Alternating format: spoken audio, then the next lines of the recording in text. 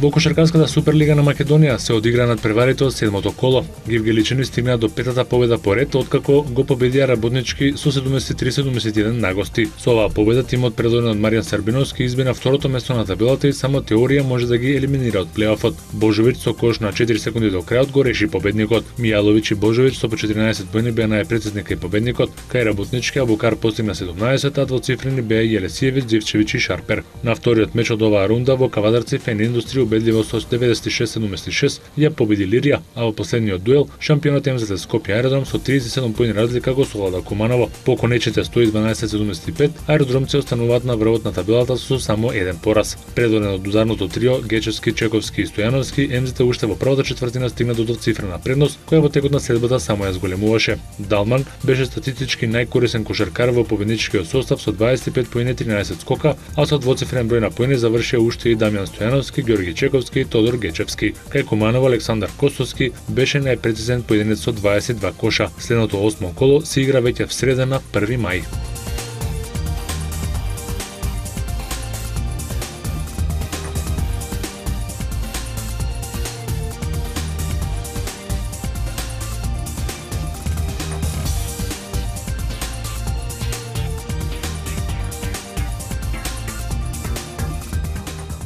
Ракометарите на Металург со пораз се прости од надпреварите во Лигата на шампионите, откако во реванш четвртфиналниот надпревар против Киелци загубија со 26-15. Играчите на Лидо Червар беа равноправен противник до 22-та минута при резултат 7-7, а од тој момент започнаа грешките во нападот и одбраната.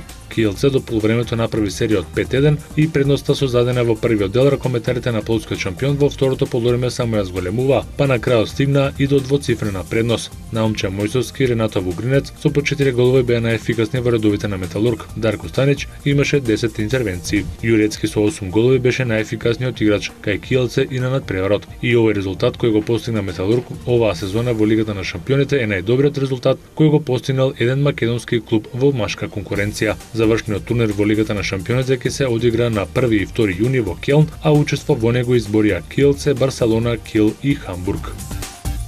Кошаркарите на Партизан го совладаа својот голем ривал екипата на Црвена звезда со 71-63 во финалето на АБА лигата. Партизан по шести пат стана шампион на Јадранската кошаркарска лига во 12-тото издание на Final Four турнирот што се одигра во Лакташи, Босна и Херцеговина. Партизан одлично го започна мечот, но иако имаа 7 поени предност, сепак Црвена звезда се врати на крајот на првата четвртина и имаше водство од 18-14. На полувремето Црвена звезда имаше предност од 32-25. Партизан ја подобри реализацијата и веднаш се врати во игра во третиот период и создаде солидна предност, па на крајот црно-белите славеа со 71-63. Најефикасни кај Партизан беа Бертранс и Вестерман со по 15 коша, додека кај Звезда најефикасен беше Катич со 19 поени и 12 скока. Партизан и Црвена звезда се пласираа директно следната година во Евролигата, а и Гокеа која го освои третото место ке игра квалификации. Македонија имаше свој представник во ова 12-то издание на АБА лигата во името на МЗТ Скопје, кои го освоија 7-то место со биланс од 14 победи и 12 порази.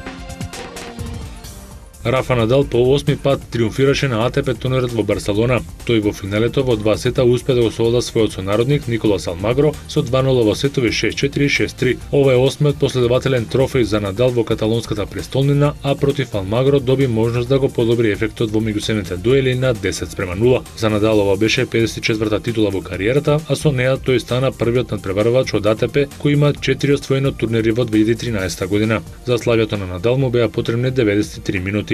Кај дамите, Марија Шарапова втора сезона го освоила турнирот во Штутгарт, откако ја победи во финалето на Али со 2-0 во сетови 6-4 и 6-3. Шарапова доби најнов модел на Porsche 911 Carrera, подарок од спонзорот на турнирот и парична награда од 100.000 евра. Со оваа титула, 29-та во кариерата, само го зацврсти второто место на ВТА листата. Во NBA плейофот синоќа се одиграа 4 средби, по 2 на истокот и западот. Тимовите на Сан Антонио и Мајами се првите кои обезбедија пласман во втората рунда или полуфиналето во двете конференции. Тие со максимални 4:0 ги елиминираа Лос Анџелес Лейкерс, односно Милвоки Бакс. Сан Антонио синоќа победи и по четврти пат против Лейкерси со 103-92 и со 4:0 ја заврши серијата. Тони Паркер со 23 поени ги водеше Спарси, а Тим Данкан реализираше 11 коша и 6 скока. Ова е прв пат по пауза од 6 години Лейкерси да се елиминирани на стартот од плейофот. Мајами Хит и во четвртиот надпревар овој пат со 88-77 славеше против Милвоки и со 4:0 ја затвори серијата против елените. Джеймс постигна 30, а Реален 16 поени. Стивен Кари повторно беше најзаслужен за победата на Голден Стейт на Денвер со 115-101 за водство на Голден Стейт со 30:1 во серијата против Денвер. Кари даде 31 поен на мечот. Во поразениот тим, Тај Лоусон забележа 26 поени. Бостон Селтикс не дозволи Њујорк да ги добие во минимални 4 средби, па така остана во игра откако намали на 1:3 во серијата против Никси, славејќи во продолжението со 97-90. Селтикси имаа предност од 21 поени разлика, но гостите се вратија во мечот, изборија продолжение, но пресуди искуството на Джейсон Тери и Пол Пирс. Пирс заврши со 29 поени, Джеф Грин даде 26, а Тери беше стрелец на 18 коша. Кармело Ентони кај Никси реализираше 36 поени. За вечера предвидени се 3 плейоф средби во NBA лигата.